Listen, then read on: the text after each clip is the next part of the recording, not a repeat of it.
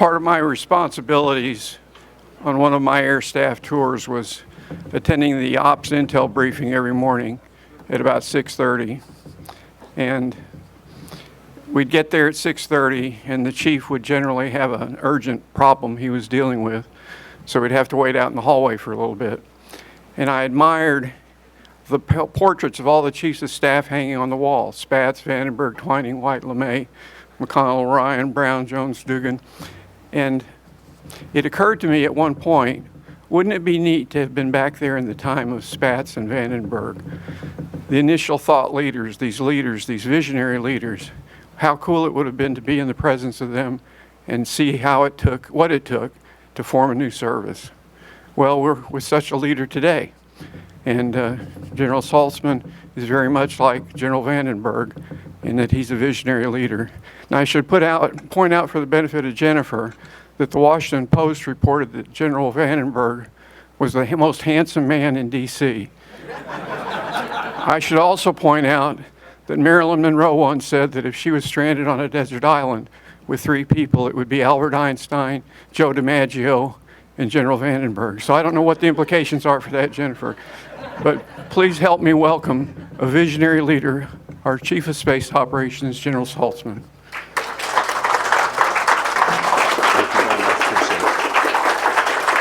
Have a seat, please. Thank you. I have no idea what to say. I can top Marilyn Monroe with Jennifer Saltzman sitting right there. Say hi. I'll say that. Most handsome man in D.C. Really, I'm a little bit flummoxed now.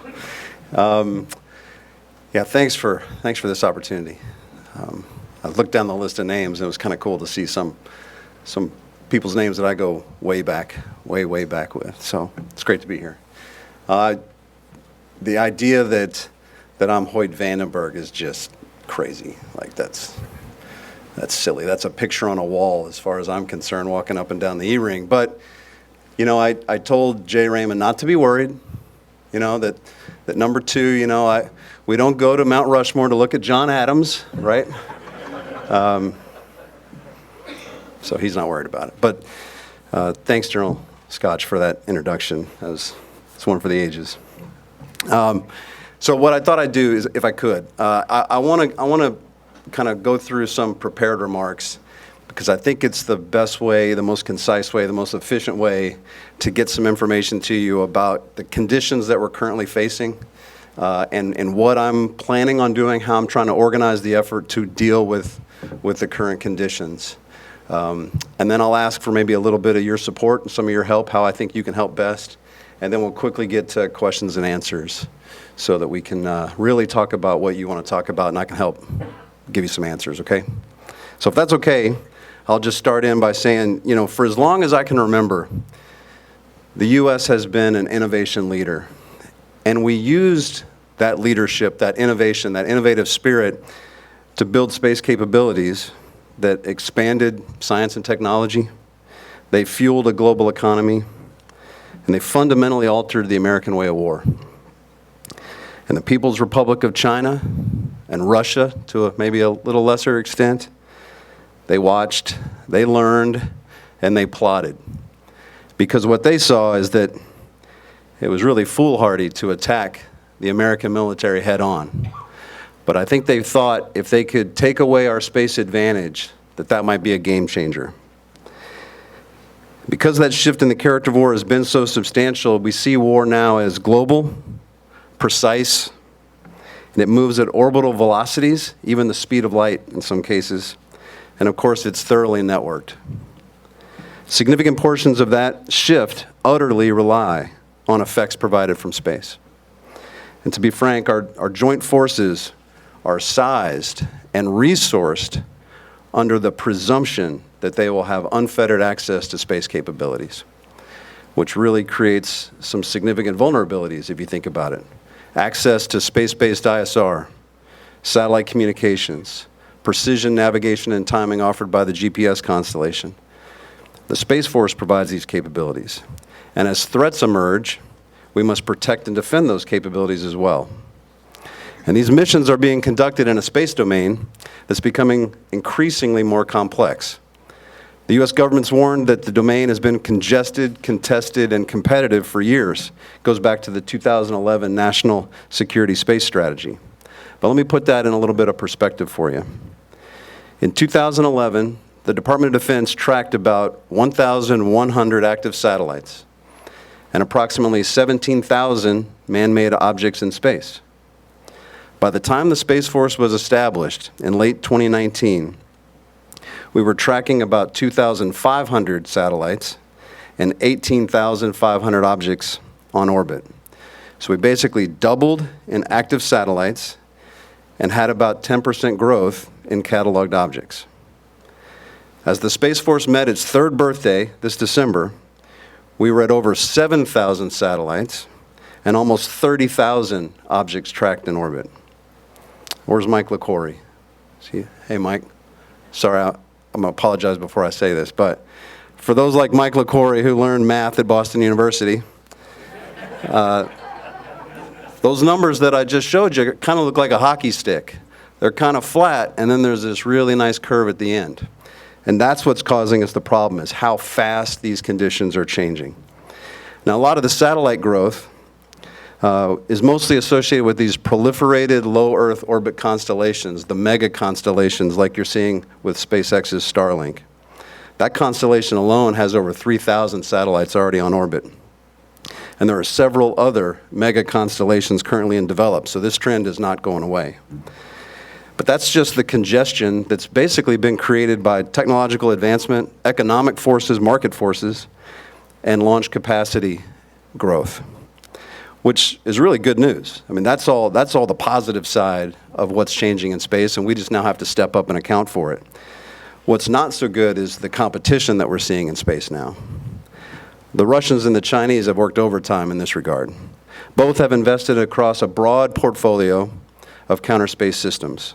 Both have direct ascent anti-satellite missiles. The Russians irresponsibly tested the system as recently as November of 2021, and the debris field from that test has imperiled astronauts, cosmonauts, and taikonauts alike. Russia has also launched projectiles from orbiting spacecraft.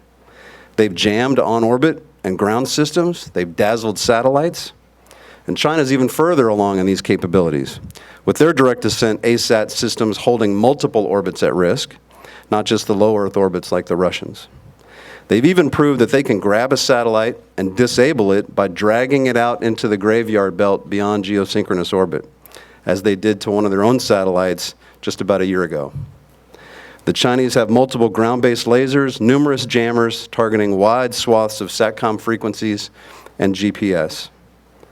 Both Russia and China have invested in cyber capabilities which threaten our ground networks. Let me just say that the takeaway is anywhere the Space Force operates, there are threats. And these threats can attack across multiple domains and multiple attack vectors. And this is only half the story. Perhaps even more unnerving is that both China and Russia have developed space-based capabilities that create integrated kill webs. And I say kill webs because I think it paints the best picture of how this mesh of interconnected satellite systems and systems on the ground and air and sea have created a real problem for our forces, particularly in the Western Pacific. These space-enabled kill webs extend the range of weapon systems, and they underpin the anti-area access denial strategy. And this is a robust capability. The PLA has 290 ISR satellites. They have 49 GPS-like Beidou satellites and a growing number of rapid response launch capabilities. So obviously, and this crowd is probably an easy one to talk about this, the advantage we've enjoyed in space is no longer guaranteed.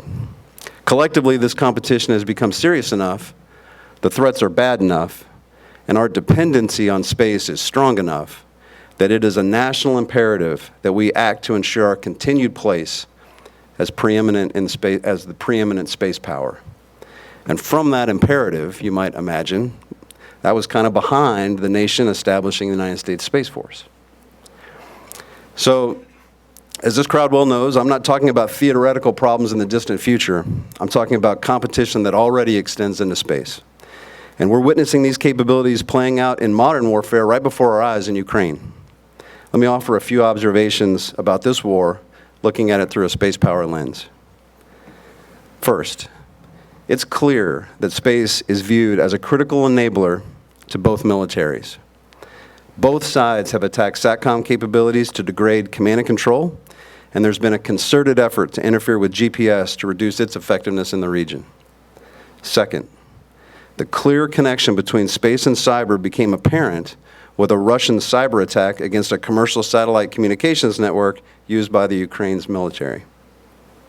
Third, the value of proliferated constellations and commercial augmentation was clearly demonstrated with Ukrainian integration of SpaceX's Starlink SATCOM system.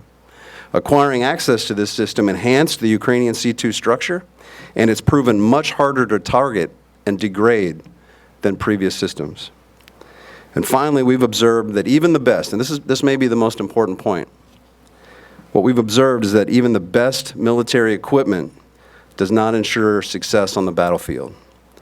A modern military must have well-trained operators, well-rehearsed multi-domain operations, effective tactics, robust logistics, and sustainment. Now, this is a lot to absorb when you're the Vandenberg of the Space Force. I'm not ever going to say that again. Strike that from the record. But as a young service, this is what provides us a sense of urgency as we continue to build the force. In essence, I've mentioned this before, we're really turning the merchant marine into the U.S. Navy. That's kind of what the proposition is in front of us. It's taking something that largely operated to provide services in a benign environment to a warfighting entity. And we're on a race to build combat credibility before we're put to the test. From the competition phase through crisis and conflict, the Space Force is a critical element of the Joint Force and plays a vital role in integrated deterrence. And if deterrence should fail, we have a responsibility to secure the space domain, to defend U.S. service members in harm's way. And we must contest and control the space domain, or else those service members will be at unacceptable risk of attack, and that's space-enabled attack. By the way, did you know that the Iranians were using commercial space-based ISR to help with the targeting and the missile attack they conducted against U.S. bases in Iraq? Another example, just 2 days ago, the U.S. Treasury Department sanctioned a Chinese firm providing space-based radar imagery to the Wagner Group, the Russian mercenary force. The takeaway is that going forward, the Joint Force is going to have to think through what operating under persistent ISR looks like. At the same time, the Space Force has work to do. It's a vital responsibility of ours that we find ways to protect the Joint Force from this space-enabled attack. Of course, once I talk about the work that needs to be done, I'm often asked, so when will the Space Force be able to effectively respond to the adversaries? So like any well-trained general, I reject the premise of the question. So what we need to understand really is that when is not a binary condition. There's no magic day in the future where we declare, okay, we've arrived, we're ready to respond. Rather, it's a spectrum of readiness that begins today. And every day that goes by, we will improve our ability. So the question of when is really about our sense of urgency and the speed with which we enhance our ability to protect and defend. So the Space Force efforts to address when will focus on speed of adaptation, speed of acquisition, speed of process and procedure. We must be committed to being open-minded about doing things differently. Processes, procedures, methods that have worked for us for decades are no longer sufficient. My goal is to build processes, procedures, and methods that test our assumptions, that encourage creative solutions, that breathe life into innovations. Adaptive organizations learn quickly. They push the edge of what's possible. Turning the Space Force into an adaptive organization with the processes and procedures that nourish creative problem solvers, that's my answer to the when question. The answer is now, and every day afterwards as we build a more capable force. So now, let me spend some time on the how.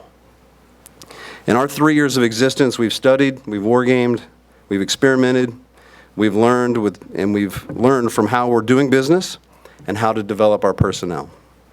As a result, I've organized my thoughts around 3 lines of effort that I think will shape the way we approach these challenges.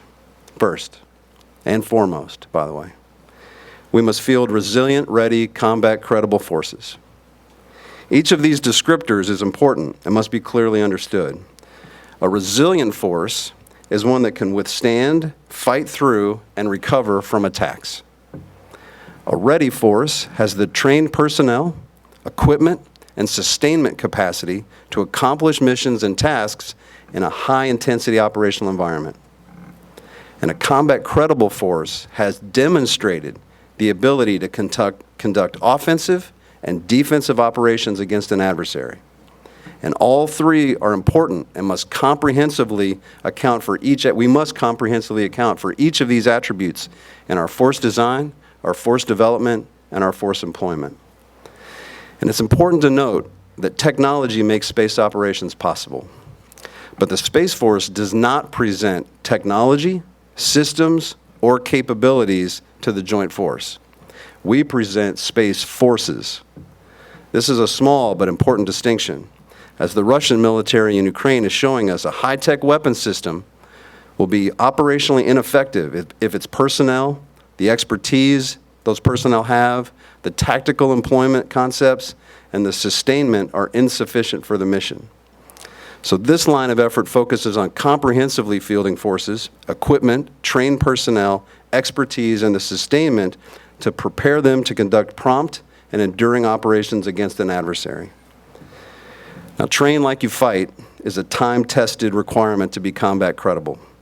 So therefore, our Guardians need to be able to practice their tactics on a training range, in an emulated environment, with a virtual twin of their system. So we need to build this test and training infrastructure. That means on-orbit ranges. That means digital engineered twins. That means virtual environments, high-fidelity simulators, training aids, cyber ranges, aggressor forces, and large force employment exercises. Those of us that grew up in the Air Force know what all those mean for building combat credible air forces. Now we need to apply those same lessons to your Space Force. Events like Space Flag are a great start, but we've still got a long way to go because our Guardians deserve nothing less than the best. And that point brings me to my second line of effort, and I call it amplifying the Guardian spirit. Now, to me, the Guardian spirit is a collective representation of what it means to be a member of the United States Space Force. It describes the most positive attributes of our workforce and distinguishes us as a separate service. If we can amplify the Guardian spirit, we will benefit from their critical thinking, the creativity, the determination, the patriotism that's in the force. Individuals who embody the Guardian spirit will thrive in the Space Force, and those without it will struggle. Like all ethereal ideals, the Guardian spirit is easy to recognize yet difficult to explicitly define. At a minimum, those who exhibit the Guardian spirit share 3 core traits in my mind. They are principled public servants. Guardians who exhibit the Guardian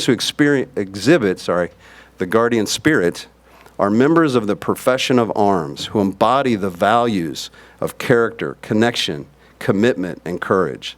Selfless public service is the foundation of our organization and the source of the trust the American people place in the U.S. military. The second attribute is they embody a space-minded warfighter mindset.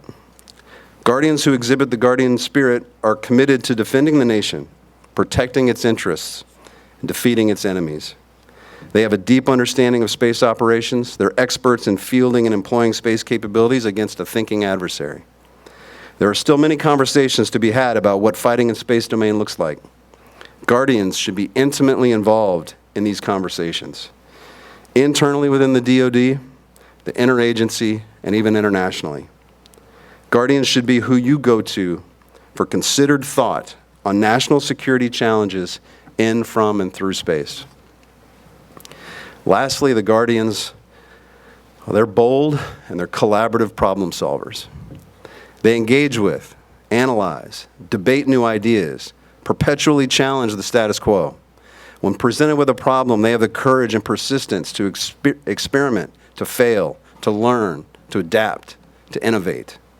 They are primed to seize and exploit the initiative, and they're comfortable empowering subordinates to act. Now, these expectations all derive from one core principle. Guardian talent and their expertise is our most important operational advantage, and empowering them will lead to our success. That said, I know that even with that advantage, we can't go it alone, which leads me to my third and final line of effort, and I call this one partnering to win.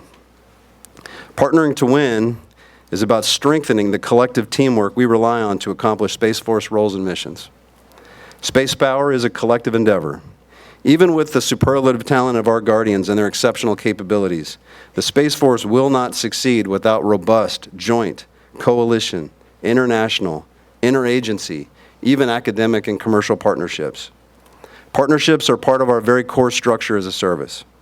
We will continue to rely on the Air Force for many important infrastructure and sustainment functions. Remember, we don't have security forces, civil engineers, logisticians, legal, public affairs.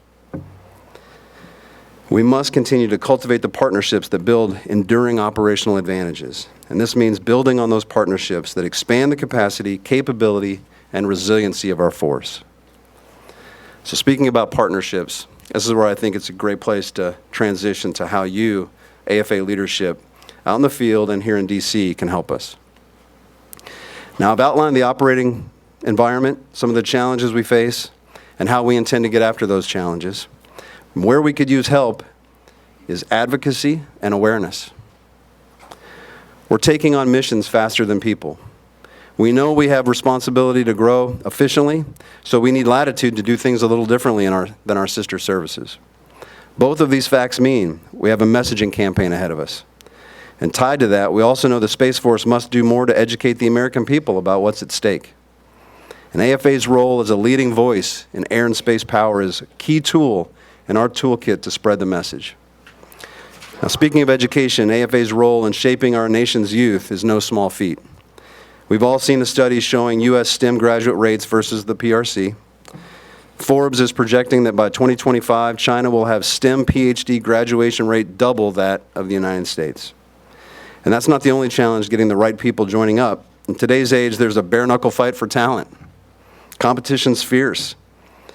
Powerhouses like Google, SpaceX, Tesla, they're the ones competing for our talent.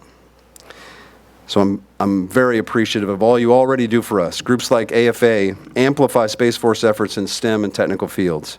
AFA's work in programs like Cyber Patriot, Stellar Explorers are great examples of helping to build the next generation. AFA's National High School Cyber Defense Competition helps educate the populace against a major threat to the United States and the U.S. Space Force. There is no space without cyber, and defending that terrain requires the right technical skills and the right mindset to be most effective. Finding young Americans interested in that field and empowering them to learn, grow their talents will only pay dividends to our future security needs.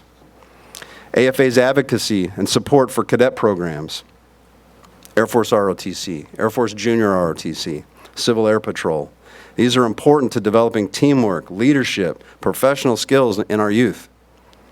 Providing curriculum and program advocacy helps these programs keep building the critical thinkers and leaders of tomorrow.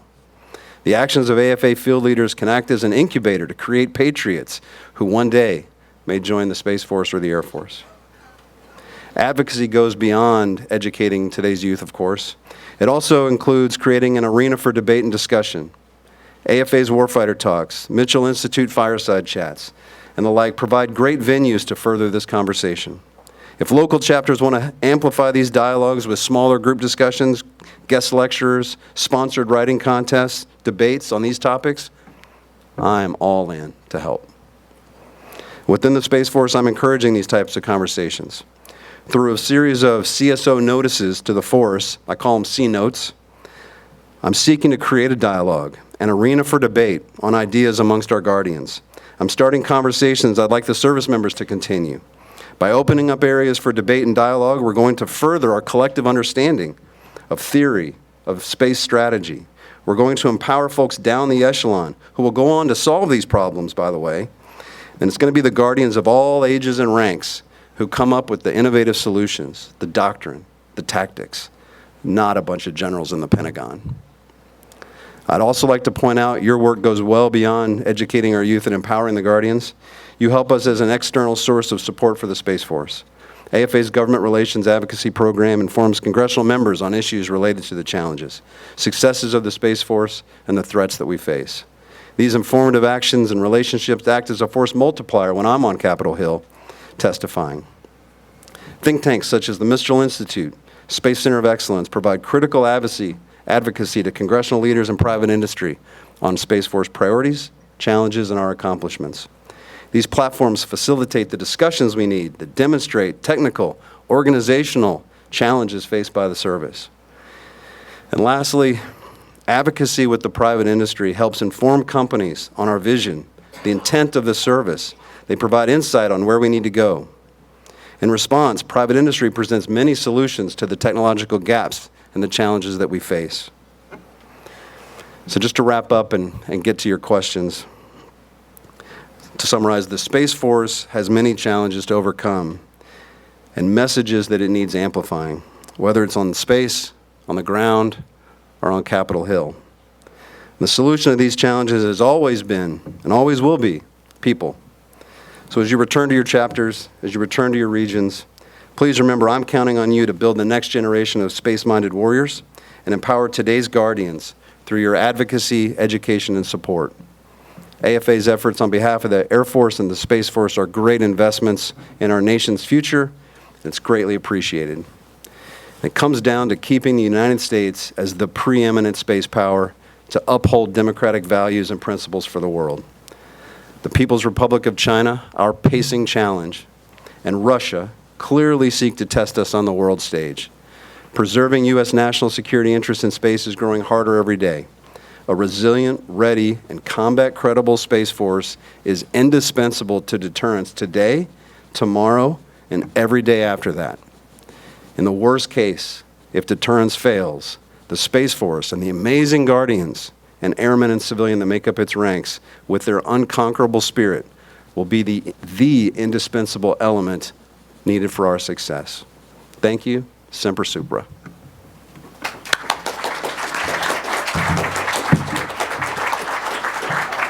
Thank you, General Saltzman. I have the privilege of asking the first question. You mentioned your 3 lines of effort. Can you put them in the context of your existence for the past 3 years? Is it a continuation of that? Is it a departure from your previous track? Could you please address that? Can you hear me okay if I'm okay? Good? Yeah. All right. I really do think it's a continuation. The work that we did establishing the Space Force, and I wasn't the first guy on the ground. Jay Raymond will point that out every time I see him. But, I was number 89. What do you think, 89? So let's talk about number 89. General Raymond, number 1. Chief Toberman, Chief Master Sergeant of the Space Force, number 2. And then we commissioned 86 second lieutenants. That was the size of the force when I entered. 86 second, and those are powerful, smart people, I'm telling you. But 86 second lieutenants, General Raymond and Chief Toberman. That was the force that I entered as number 89. So I can say this from firsthand experience. The work that was done in those first 3 years to establish the Space Force was a monumental lift. The books that are going to be written about it should focus on a couple of things, I think. One, we went from basically 0 in terms of service level capacity and capabilities to a fully fledged force, presenting its own budget, defending it on Capitol Hill, all of the policy procedures to go from 89 in June of 20 to, I think we're at 8,400 active duty, another 6,000 civilians. We're at like 14,000 in 3 years. The personnel processes and policies alone to make that happen were mind-boggling. We did that during COVID. I mean, we all lived through it together, so I don't have to explain the complications of trying to accomplish that when you can't get together in groups larger than 1, right? So I'm real proud of the fact that we were trying to build combat credibility. We were trying to build the kind of forces that we knew needed to be addressing the threat. So my first line of effort is perfectly consistent There was such a need to recognize that the satellites and the ground structures that we built over the last few decades were designed around a benign environment. And we had to shift to a more resilient architecture, something that we could protect and defend when our adversaries try to take it from us. That shift, the hardware shift, is currently in place. That's what was going on. So when we were talking about combat-ready forces, we were talking about resilient weapon system, resilient capabilities. And as the chief of operations, I started looking around and going, these are going to be some great systems. Are the operators ready to employ them? Do they understand the tactics? Do they have a place to train and practice? Or are they just going to be thrown onto the floor and say, do the best you can when the adversary shows up? So I started thinking about what do we need to do to make sure that the operator force, that all of what we would call military, the .mil-PF, right? All of the doctrine, the organization, the training, the buildings, the facilities, is all of that ready to support the capabilities that we're putting together? And so that's all I've really added with LOE 1 is maybe a broader discussion of what a combat credible force really requires. The systems and the people and the training and tactics, etc. So that's really just a continuation, sir, of that one. The people, we know that Guardians are the key to success. Civilians, enlisted officers, that whole team is going to be critical. And it's tiny. It's tiny. You know, there's probably places in business in the world where you say if you've got 8,000 people, you've got a pretty good, you know, a pretty good starting point to get something done. In the Department of Defense, that's kind of rounding error to some degree. That's okay. I mean, we're getting done what we need to get done. But we have to do things differently with the size of force. The Department of Defense had more requests for religious exemption than we have people. I mean, you know, that kind of puts it in perspective for the COVID vaccine. So just the scale is so different. And so my line of effort is like, okay, we've got a small, mighty team. We're going to train them. We're going to educate them. How do I retain them? How do I keep them? How do I appeal to what's best in these Guardians so that they, you know, life intervenes and at some point maybe you just say, hey, listen, it's probably best if I go do something else. I just want that to be a gut-wrenching decision. Some are going to get out, some are going to stay for full careers. But I want all of them to wish they could stay for the full career. Like that, I think, would be success. And so that's a continuation. All of the policies and stuff that were in place, now we're focusing on, we brought them in, now how do we make sure we're giving them the opportunities, training them, educating them, challenging them, empowering them, so that they really want to stay a part of the team. And then nobody is better on the international stage. Like following Jay Raymond around to international countries is not, that's not something you want to do. Because he's a superstar. When he goes overseas to talk to the Japanese, you know, Raymond-san, they love him. You know, when he's with the French and the Brits, and he's got all his history. I'm just hoping to hang on and kind of ride those coattails because our partners are so important. And so there's nothing really new there other than to say what I'm talking about when I go out is that I really want this to be a deep partnership, a relationship. You know, what our adversaries offer is more transactional. We'll give you money. It's almost a little bit like the mafia, right? Hey, we'll give you some money. We'll give you a loan. We'll build some infrastructure, and someday we'll come back and ask for a favor.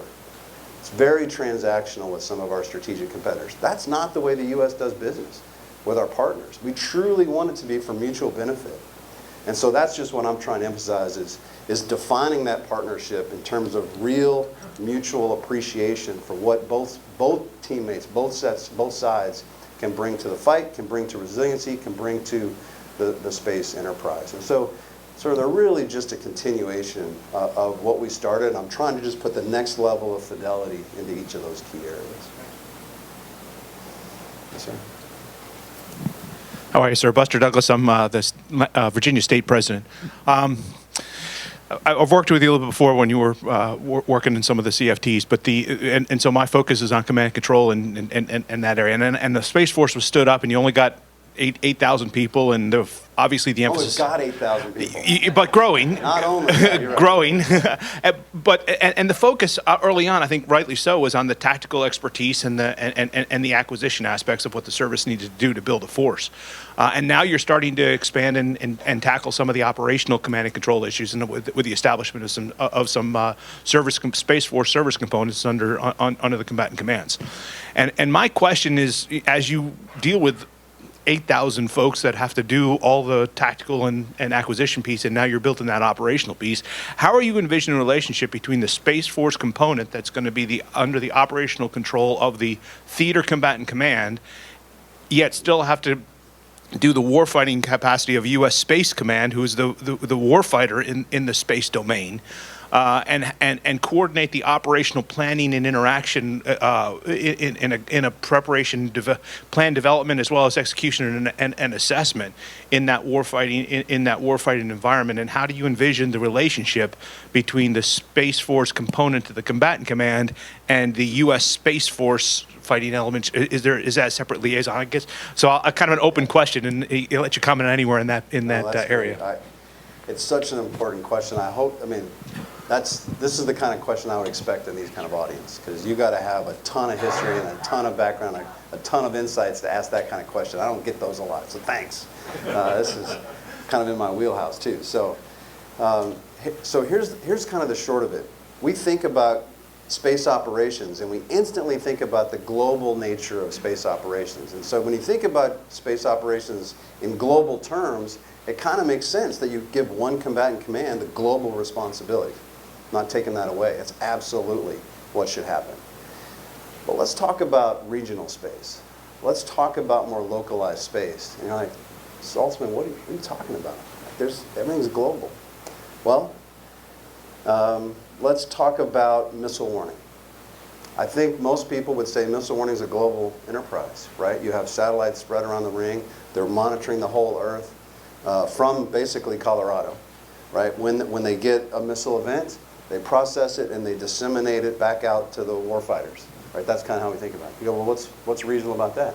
Well, where do you think that data goes? You know where it goes? From a Department of Air Force standpoint, it goes to the AOC. So if it stopped there, the AOC would duck and cover, which would be important, right? That would be important. But what about all the other people? What about the FOBs and the FARPs and the forward basing? How do they get missile warning? Really? Do you know? The Space Force does it. We currently do it in some AORs as the Space Force guardians that are assigned to the air component. But what I want to do is establish our own service components. We've got them at Indo-PACOM now. We've got them in Korea and at CENTCOM. That space component has a responsibility to make sure that that missile warning track that gets to the AOC now gets to every single person that needs to understand that there's a missile inbound. And that's a very dynamic environment, right? FOBs and FARPs are changing constantly.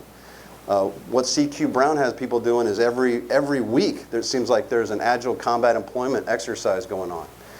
The dynamic force employment construct that we're having. In other words, we are bouncing forces around continuously to keep our enemies guessing where our forces can be and are. Well, that doesn't stop a missile warning architecture from having to get them missile warning data wherever they are. Space Command can't do that from Colorado Springs. It's too dynamic, and there's too many of them. So you need space experts that understand procedurally and architecturally how to provide missile warning to everybody that needs it. That's just one example.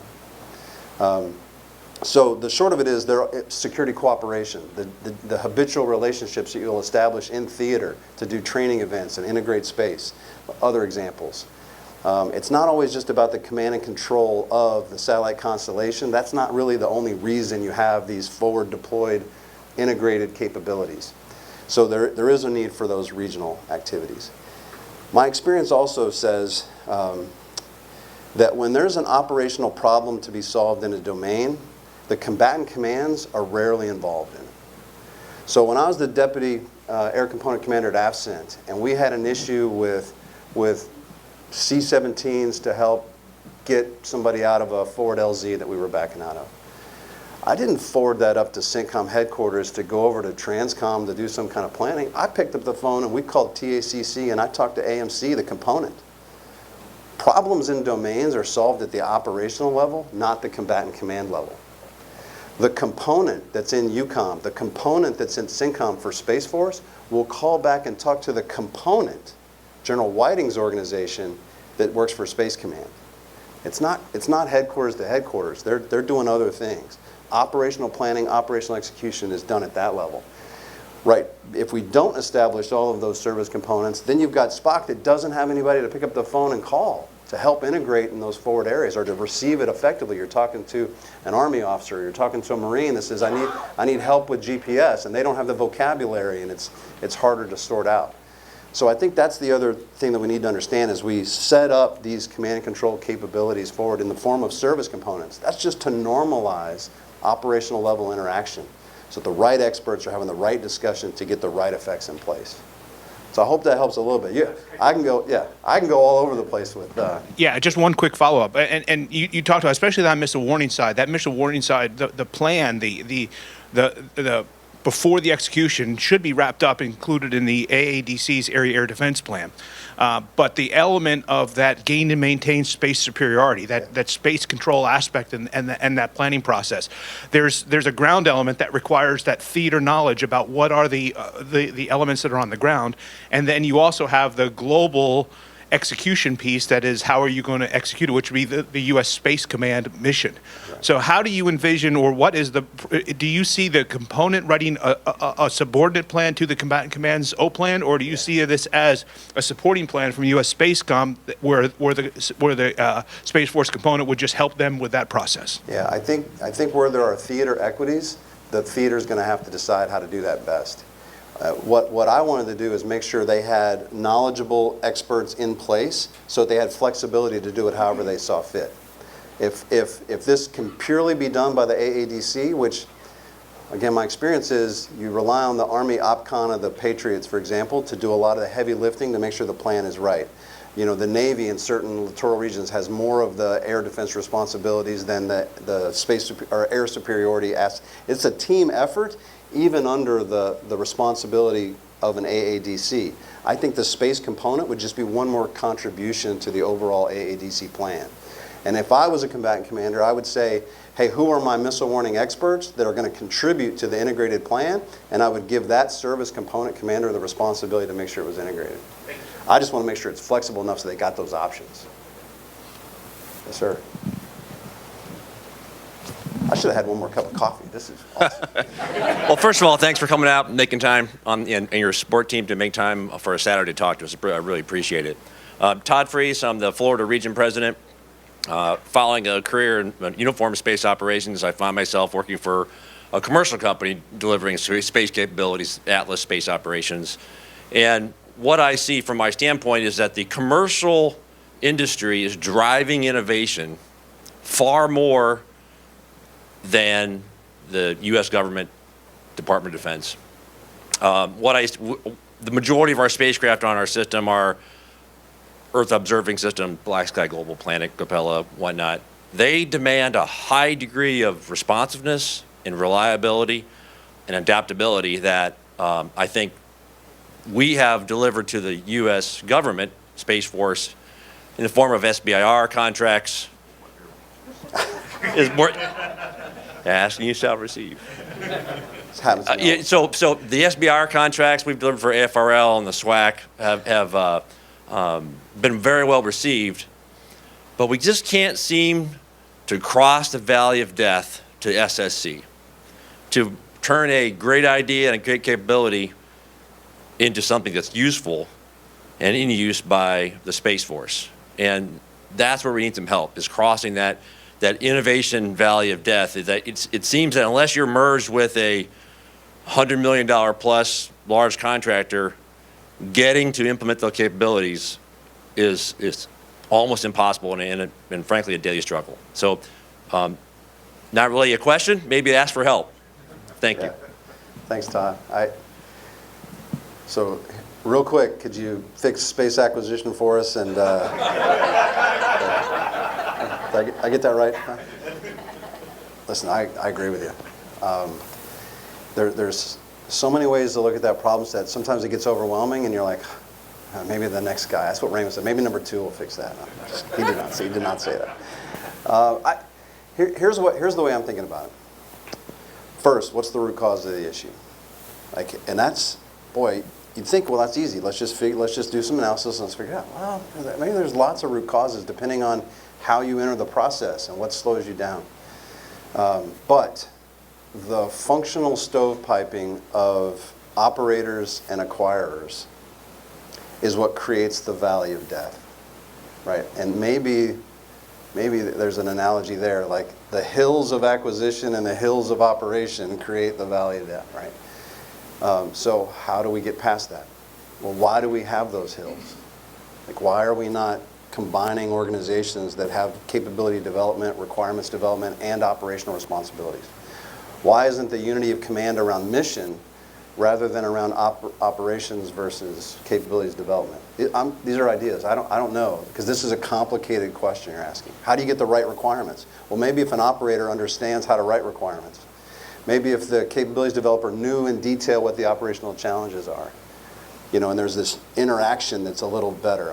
So, we've linked, if you look at assured access to space now, that used to be classic space operations done through range operations and integration, and people delivered, and you had an acquisition arm of that, but you had some operator that was running the range. Today, the person who's responsible for range operations is also the PEO for assured access to space. He actually has a lot of capacity and capability now because he's got the contracting officers, he's got the funding requirements, and he understands in detail what the operational challenges are. So he's just fixing his own problems. Fixing your own problems may be the secret sauce here. Do we have what we need so that the person who understands the operational problems has the capacity, the money, the resources, and the technical arrangements under them to be able to solve those problems? And I think that's what I want to start asking is maybe there's a different way to think about capabilities development in combination with operations that's interesting. When I go to SpaceX, I say, who does your acquisition and who does your operations? Like, they don't understand the question. Right? It's all, the engineers that develop it are the ones on console flying the launch missions. It's all that's all operations, from capabilities design and development all the way through execution. So I just think this is about just wholly rethinking how we do this business, because maybe it's a little different than the other types of acquisition. I'm open to ideas, definitely. Yes, sir. Thank you.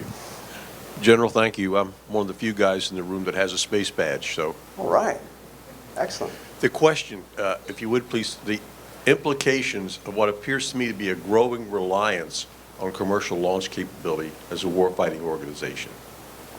Well, I feel like we've always had a pretty heavy reliance on commercial launch. That I remember General Hyten teaching me that the Air Force at the time, Air Force Space Command, doesn't own any rockets. Like, it's kind of launch as a service, and so there's a heavy dependency on. Go back further.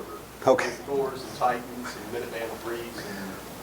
Well, yeah, absolutely. The development of those systems when we were building those rockets. You're right. I think they can move so fast, which is also kind of what Todd's asking about. Is, entrepreneurial behavior inside the government is frowned on. I mean, we got to remember that these aren't my money. This isn't my money to be a high-risk venture capitalist with, right? These are taxpayer dollars, and you elect representatives that watch every single dollar. And sometimes that's frustrating and it's hard to work through, but it has to happen. You know that you don't want the opposite, where there's not a lot of oversight of those taxpayer dollars. And so I say that only because I need the innovation, I need the entrepreneurial capabilities, the flexibility that commercial industry has to really take a shot, take a risk, try something different. If I try to get that through CAPE and the JROC, and it's like, what? Prove your capabilities, show that you're at the tech level of readiness that's appropriate. Where's your non-recurring engineering costs? How have you scoped that? I mean, you know all those questions are going to get asked, and I don't have easy answers for them. My answer is, hey, we think this might work, and we want to throw $100 million at it. No thanks. So there's this balance between knowing we need commercial industry to lead the charge in innovation because they have a little more ability to manage their risk differently than we do with taxpayer dollars, we just got to get the relationship right. Because they also can't walk away and say, hey, we've done the cost business model, we can't make enough money, so we're not going to launch rockets anymore. Well, hold on. Hold on. That's, or you get trapped into one provider and now they charge whatever they want. So there's this nice balance between how to get this right. And those are the discussions that play out, I think, between the industry, the people that need the requirement, and Congress who has the dollars. And how do we get that dialed in just right? And that's tough. That's why we got to have the debate. Yeah.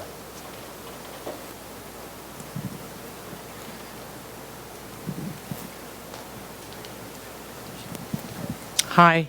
It's a privilege to hear from you this morning. Thank you. I'm Kathy Mayo. I'm the state president from Alaska. And I was, in my notations, you mentioned a line of effort, bold and collaborative. And with regard to that, I'm a big proponent of that with academia and industry. And so you can expect an invitation from groups looking at the Arctic to have those conversations. AFA local has been involved in providing or facilitating tours to LRDR, which is right outside of Fairbanks, and also the HARP facility, which is what we plan to, and that's one of the largest kind of ham radios in the world.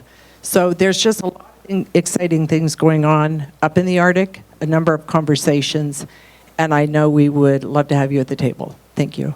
Happy to be there. I got to spend a few days before Christmas up in Thule, and it's not until you're flying and looking at the map that you start to go, it still looks like a ball from the top, the same as it does from the side. But it's a wholly different look from up there, and so there's just so much strategy work that needs to be done from that perspective, I think, as we look about some of the threats. So I'm happy to help. Scott. So hold on. My first flight commander ever. Right there. So it has been a little hard to not see Second Lieutenant Saltzman. and I would say thank you, as Todd said, thank you to you and Jennifer for coming out early. I would say one of us looks just the same as we always have, even that long ago, and it's not you or I. Exactly. No, it is great to see you. Thank you for coming out. I was going to turn the question back toward people. And I've always kind of wondered, having seen, and you lived this, and you talked about being number 89. Yeah. Where do you think the mindset of the Guardians today that were space operators before the Space Force, how do you think, what kind of change did they make? What kind of change did their families make? And how is that enabling the Space Force today? So, Air Force Base, 13 Sierras that were in the Air Force, and now that they've come over, it's total. One Charlie Sixes, yep. It's total excitement, honestly. I always kind of, when I go out to the field and I talk to the units, I always talk in two terms. One is, man, how do I keep this excitement going forever? Like, that's what really kind of wakes me up in the middle of the night, because there's so much excitement around it. The second is I say thanks. Like, they had to just throw their hat over the wall, not really knowing what was going to be over there, because everybody had to volunteer. Like, just because you were a 13 Sierra, there was nothing magical about shifting you to the Space Force. You had to raise your hand and say, I want to go to the Space Force. There's a leap of faith there that I feel like we have to make good on. Hey, we're still going to take care of you. We're still going to take care of your family. There were paychecks that were turned off. There were people in BMT that didn't get paid for a few weeks just because of the glitch that wasn't fixed. So there was a lot of trust that was thrown over the wall by these people that were brave enough to do it. And what I see is excitement. They see the opportunity that now space, that was a subset of an Air Force that had a lot of Air Force challenges and problems that they had, air problems that they had to figure out, and they kind of left it to this small little enclave of space operators to figure out the space things. Great, it worked for a while, and as things started to change, it started to get to be a little less comfortable and a little more argumentative and trying to, hey, we need more resources, we need more people. Well, no, you don't, because we got to do this, and and now all of a sudden, all that's gone, and now we're our own service. And like, okay, you wanted it, now how do you want to organize? How do you want to do this? And the thing that scares me, of course, is when this captain will come up and he'll say, "Have you fixed it all yet?" Like, how far down on the to-do list are you? Because, they're excited about the change. And so that's the overall impression. When we don't deliver something differently, we roll out something that looks a lot like an Air Force process. And again, if this sounds like against the Air Force process, like the Air Force process was bad and the Space Force, that's not what I mean. But a process that was built for a personnel system that has to account for 350,000 people has to do certain things. A personnel system that only has 8,000 people has the opportunity to do things differently. And so these guardians that are out there now are like, why are we doing that? Like, why can't we do something different? And I think that's what they expect, is us to not just presume that the path of least resistance, the processes and policies that were in place before, should just be pulled over and now we tailor them. No, they want to see something wholly different. And so again, that's the reflective feedback I get is, hey, we're excited, but now we expect you to make changes that we think you should make. And trying to get that feedback loop is exciting. Yeah. Sir. Good morning. Stephen Gorley from the Mile High Chapter in Colorado. Very pleased to see a Buckley alum done good. Sir, good to see you again. Question, I know that you have a great relationship, you and most of the space staff, with AFA, and that's been really, really great to have. My question is, do you have any other suggestions or thoughts when we talk about the Guardians, the S3 on the floor, to be able for us as a field organization to be able to connect with them? You've talked a little bit about that, but how do we extend that wonderful relationship throughout the entire Space Force? I don't have an easy answer for you, but I'm going to think about it, see if I can't come back. But here's one thought that is worrisome to me. I kind of mentioned my C notes. The idea, and this is just blatant plagiarism. I stole this from Admiral Zumwalt. Admiral Zumwalt, CNO, late 70s, had Z-grams that he sent to all sailors. And so I ran across one time, and I'm like, God, this is fascinating. Like, some of the stuff he would send is like 5 lines. Hey, here's what I'm thinking about. Like, no answers, no questions, no tasks, just, hey, by the way, I'm wondering why women aren't on submarines. That was it. And so I thought, what a fascinating way. And again, of course, this is decades ago when the response was going to be teletype Morse code back to somebody, and a carrier was, some message for you, sir, and you unroll the scrolls. And so he was still expecting that it would generate discussion, it would generate the debate, and somehow he would get feedback. I think there was just this leap of faith that if I throw these questions out there, or I throw some stuff out there to the fleet, I'm going to get feedback. And it's going to be feedback on things I'm interested in. So now I'm thinking, okay, so I stole that, and I'm sending these C notes out. And actually, when I go out to the field, they're like, hey, we like hearing from you. We like that. It doesn't feel boilerplate, Hey, happy Thanksgiving, thanks for your service. It feels like, because I try to throw out questions and hard things that I don't have solved yet. So it's not really guidance, it's just to try to generate the kinds of discussions that I think we need in the field. My question is, how do I get feedback? Like, how do I hear the results of the debates and the bars and the shop talk and how do I get that feedback? And it occurs to me that there might be a network out there that we can take advantage of. So when you're around Guardians, ask them. Ask them what they're talking about. Ask them what they thought about C note number 2 that talked about, amplifying the Guardian spirit. Does that resonate? Is there anything you would have done? What would your next C note be if you were the CSO? Ask them those questions. Generate the debate. And then use your structure to bring it back. Bring it back up here. And I can't take emails from all of you probably. I mean, I can take them. I probably just don't read them all. But there's probably a structure that I can reach out to the right people and get that feedback. That's what I'm really fighting for, is how to get that feedback from the field.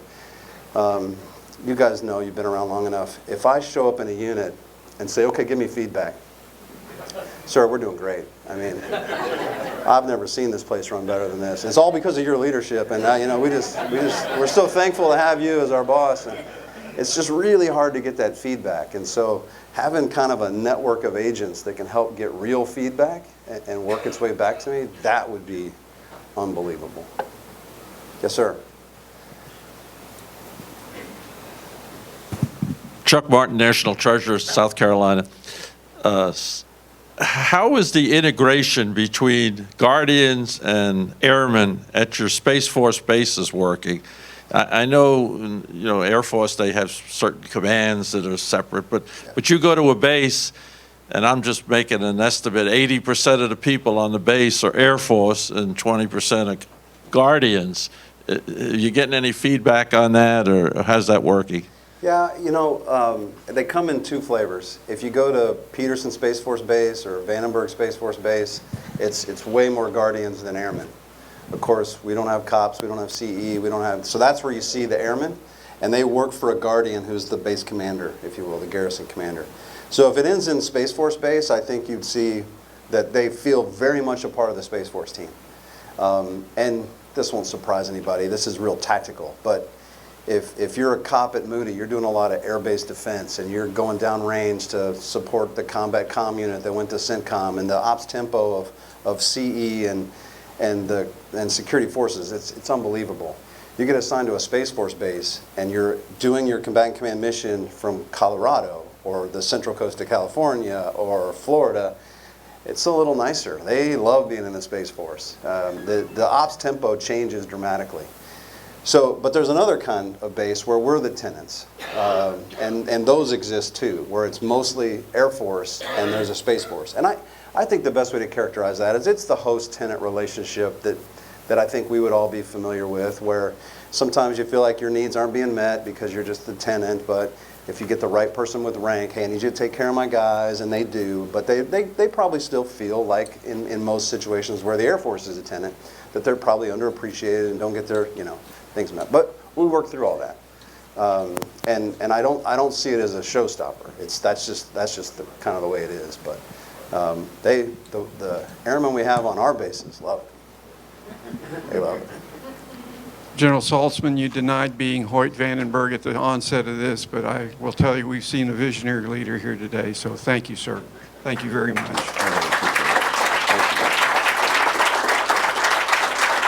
Thank you all very much.